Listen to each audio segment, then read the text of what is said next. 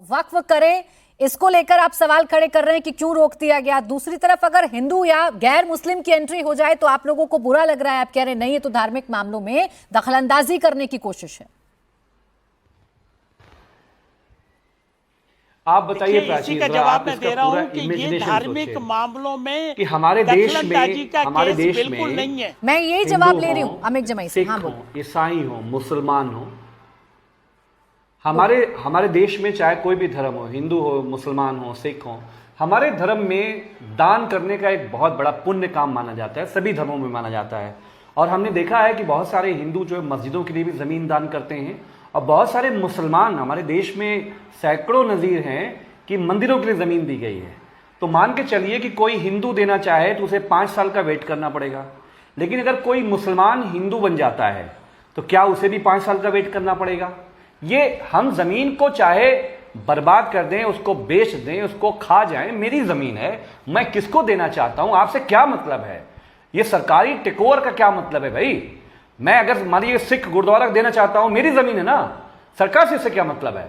कोई हिंदू भाई अगर मुसलमानों को देना चाहता है, सरकार से क्या मतलब है? 5 साल का इसमें क्यों जांच परख क्यों है? समाज हमारा ऐसे जो गुथा हुआ है उसके बीच में जहर डालने का काम जफरुल इस्लाम साहब की पार्टी कर रही है, क्योंकि ये मुसलमानों के खिलाफ है, ये दलितों के खिलाफ है, ये पीडीए के खिलाफ है। अरे नौकरी का इंतजाम करो, टैरिफ को सही करो, पाकिस्तान ऑक्युपाइड कश्मीर में अमेरिका घुस गया है, वहां जाके देखो, चीन के बॉर्डर पे जरा देश के लोगों को इकट्ठा करो। अमित जमाई जी, आप जिस जहर की बात कर रहे हैं, हमारा देश कितना बिखरा हुआ है, इस वक्त सबको इकट्ठा करने की जरूरत है। आप ये बात मानते ही होंगे कि देश संविधान से चलेगा, कानून से चलेगा, हमारे देश के न्यायालयों से चलेगा। जब संसद से कानून पास हो गया, सुप्रीम कोर्ट में मामला है और अभी सुनवाई चल रही है, मामले पर फैसला आना है, तो उससे ठीक पहले अभी से सड़क पर उतरकर दबाव बनाने की कोशिश क्यों है? क्यों कई मौलाना अभी ये भी कहते हुए सुनाई पड़ रहे हैं कि सुप्रीम कोर्ट से हमारे पक्ष में फैसला आया तो ठीक, वरना फिर तैयार रहिए अपना खून बहाने के लिए? तो ये तो दबाव बनाने वाली बात है ना।